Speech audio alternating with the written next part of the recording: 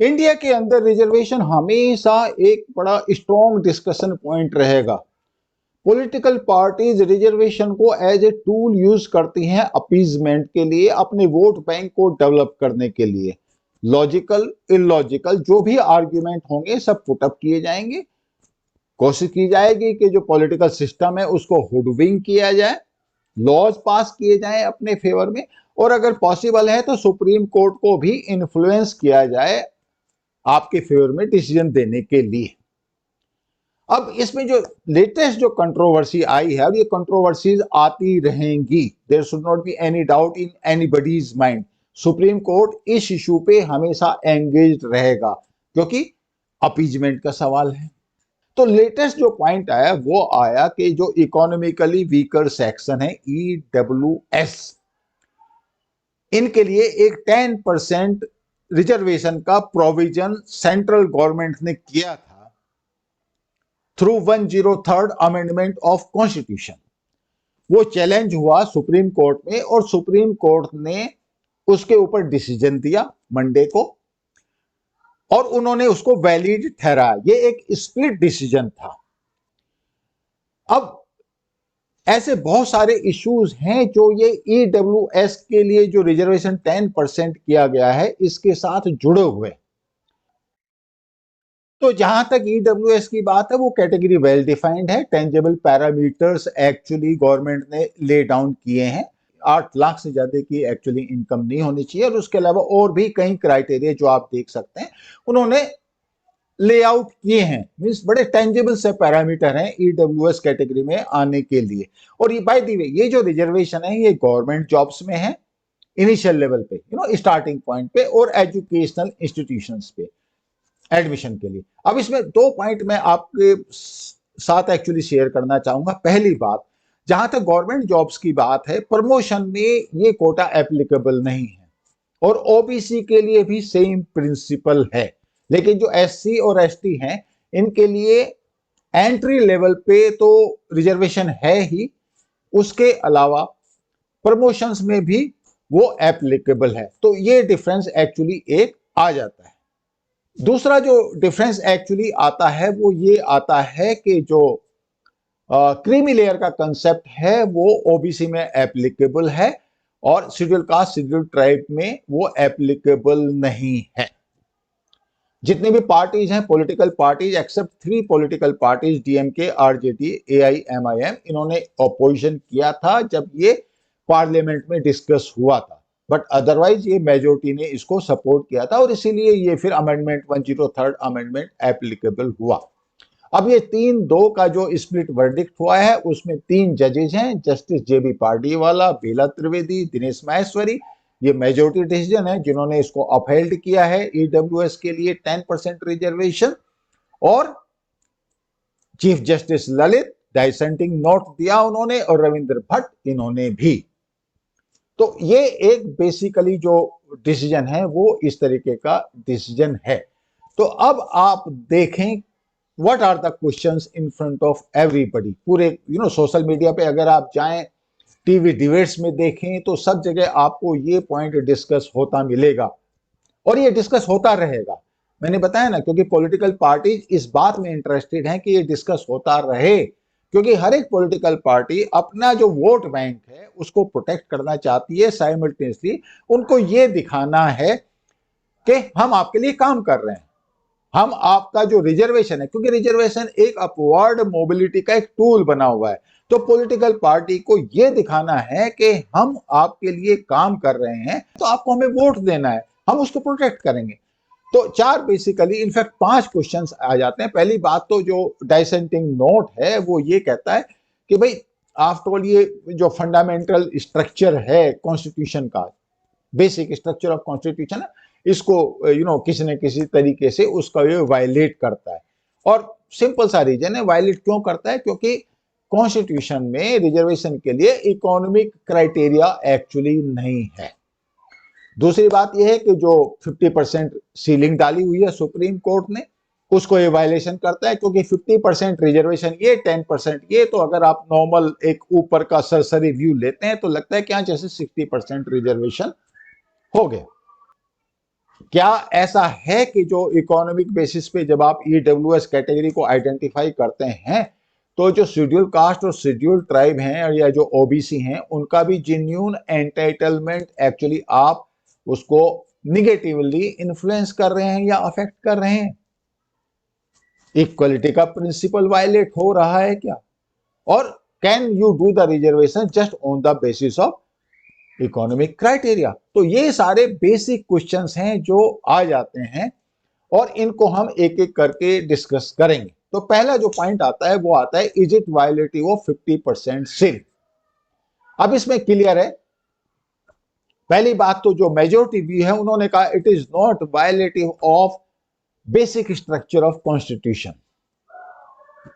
और उनका जो आर्ग्यूमेंट है वो आर्ग्यूमेंट ये है कि जो इकोनॉमिकली जो वीकर सेक्शंस हैं ऑटोमेटिकली एक सेंस ऑफ डेप्राइवमेंट या उनका डेप्राइवेशन होता है, इवन इफ हिस्टोरिकली उनके साथ कोई इनजस्टिस नहीं हुआ हो, कोई सोशल या एजुकेशनली वो बैकवर्ड ना रहे हो किसी जमाने में, लेकिन आज की डेट में अगर वो इकोनॉमिकली पुअर हैं तो एक उनके साथ डेप्राइवेशन वाला पार्ट आएगा। ये मेजोरिटी व्यू है और इसीलिए ऑफ कोर्स ये एक उनका बेसिक आर्ग्यूमेंट है। साथ में जो 50% सीलिंग है ये कहां पे एप्लीकेबल है वो इनका एक पॉइंट है। अब अगर आप देखें जो एग्जिस्टिंग रिजर्वेशन है शेड्यूल कास्ट के लिए, शेड्यूल ट्राइब के लिए या ओबीसी के लिए, वो ऑलमोस्ट 50% हो जाता है। तो सुप्रीम कोर्ट ने जो पहले एक जजमेंट था जिसमें उन्होंने कहा था कि 50% सीलिंग है। अभी 50% का कंसेप्ट कैसे आया ये डिस्कस करना बहुत जरूरी है। एक जनरल जो आइडिया है कि जब आप 50% रिजर्वेशन कर देंगे और 50% लोगों को आप कॉम्पिटेंस के बेसिस पे लेंगे तो उस हालत में ये होगा कि देश का जो काम है वो ठीक ठाक चलता रहेगा। यानी कि मतलब एक तरीके से आप कहें तो वो ये अज्यूम कर रहे हैं कि अगर किसी भी सोसाइटी के अंदर 50% लोग कॉम्पिटेंट हैं जो गवर्नमेंट को संभाल रहे हैं या सरकारी मशीनरी को संभाल रहे हैं तो वो गवर्नमेंट चलती रहेगी, सोसाइटी चलती रहेगी, देश चलता रहेगा। तो इसमें एक अजम्पशन ऑटोमेटिकली आ जाता है कि क्या जो रिजर्व्ड कैटेगरी हैं क्या वो इनकॉम्पिटेंट हैं, which is not true. But चलो उनको रिजर्वेशन देते हैं क्योंकि कॉन्स्टिट्यूशन में ऐसा प्रोविजन किया गया है, एक जो हिस्टोरिकल इनजस्टिस या डिस्क्रिमिनेशन उनके साथ हुआ है जिसकी वजह से वो सोशली एंड एजुकेशनली वो बैकवर्ड रहे over a period of time. पर बात वहीं पे आ जाती है कि जो कॉन्स्टिट्यूशन में या जो सुप्रीम कोर्ट ने पहले रूलिंग दी है कि 50% सीलिंग उन्होंने लगा दी रिजर्वेशन के ऊपर, तो जस्टिस माहेश्वरी के जो 50% की जो सीलिंग है ये एप्लीकेबल है उस कैटेगरी के लिए जिनको एससी, एसटी और ओबीसी के लिए, जिनको 50% रिजर्वेशन है वो 50% से ज्यादा रिजर्वेशन वहां पे नहीं कर सकते बिकॉज कॉम्पिटेंस जो है वो उसका जो बेसिक एक अजम्पशन है कि 50% लोग कॉम्पिटेंट होने ही चाहिए, तो उसको वो वायलेट करता है। तो फिर ये 10% कहां जाएगा? अब 10% के बारे में जो आर्ग्यूमेंट है वो ये है कि जो रेस्ट ऑफ द 50% है जो अनरिजर्व कैटेगरी है उसी में से 10% हमने लिए हैं और उसमें से बेसिकली हमने क्राइटेरिया चेंज कर दिया, इकोनॉमिक क्राइटेरिया। और उसका रीजन ये है कि जो इकोनॉमिक क्राइटेरिया की वजह से वो एक डेप्राइवेशन की स्टेज में आ रहे हैं। तो ये तो उनका आर्ग्यूमेंट है as far as the 50% ceiling is concern. जो नेक्स्ट पॉइंट आता है वो ये आता है कि क्या आप अकेले इकोनॉमिक बेसिस के ऊपर रिजर्वेशन कर सकते हैं। और दूसरी बात इसके साथ जो एसोसिएटेड पॉइंट है वो पॉइंट ये है कि क्या इकोनॉमिक रीजन की वजह से कोई डेप्राइव हो सकता है क्या? जहां तक कॉन्स्टिट्यूशन की बात है उसमें रिजर्वेशन इकोनॉमिक बेसिस पे करने का कोई भी प्रोविजन नहीं है, मगर चूंकि सिचुएशन चेंज होगी। अब आप देखिए जो आर्ग्यूमेंट है और वो कोई भी ये आर्ग्यूमेंट पुटअप करता है कि कोई भी जो से वी कैन से कोई स्वर्ण जाति का है कोई या हायर कास्ट का या अनरिजर्व कैटेगरी का है, अगर इकोनॉमिकली वो सेल्फ सफिशिएंट नहीं है तो will he be feeling the deprivation. Deprivation किस वजह से उसके साथ ऐसी पॉसिबिलिटी है कि वो आपका उसका जो सोशल एंटाइटलमेंट है उसको ना ले पाए। तो आज के कॉन्टेक्स्ट में अगर आप देखें तो इकोनॉमिक क्राइटेरिया एक्चुअली वो मेन क्राइटेरिया हो चुका। अगर कोई इकोनॉमिकली साउंड नहीं है तो वो किस हद तक सोशली या एजुकेशनली साउंड हो सकता है? पॉसिबल नहीं है। एक लोअर कास्ट का, for example there is a scheduled caste IAS officer, do you think there will be deprivement over him socially or educationally? बिल्कुल नहीं। Socially, educationally, power wise, politically, हर तरीके से वो वेल ऑफ आपको मिलेगा। तो कास्ट का जो क्राइटेरिया है ठीक है, because everybody from the schedule caste may not be already uplifted, yes it is very much possible. तो ठीक है, वो आप कंटिन्यू रखिए, कोई उसमें इशू नहीं है। ऑफ कोर्स उसमें भी कुछ इफ्स एंड बट्स आएंगे, लेकिन जहां तक इकोनॉमिक क्राइटेरिया है, जिसके बेसिस पे जो अनरिजर्व्ड कैटेगरी के कुछ लोगों का, 10% लोगों का जो डेप्राइवमेंट हो रहा है, that has to be addressed. तो ये एक बहुत सा वैलिड सा सॉलिड आर्ग्यूमेंट लगता है और इसको काउंटर करना बहुत मुश्किल है।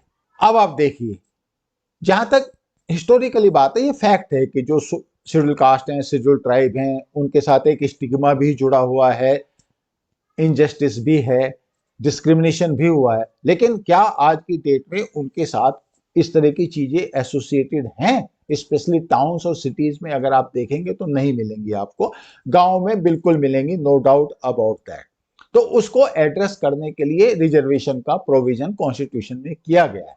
अब जो दूसरा आर्ग्यूमेंट है, वो आर्ग्यूमेंट ये आता है कि जब इकोनॉमिकली वीकर सेक्शन की तरफ आप जाते हैं तो उसमें सबसे पहले जो आपको मिलते हैं वो तो ये SC ST और OBC ही मिलते हैं। Economically they are very very poor. Point is how to address them. They have got one reservation already. Total 50% में जो रिजर्वेशन का पार्ट है, जो रिजर्वेशन है ऑलरेडी उनके लिए, that is already applicable to them. तो आप उनको इस बेसिस पे भी रिजर्वेशन देना चाहेंगे और दूसरे बेसिस पे भी रिजर्वेशन देना चाहेंगे, will that be all right?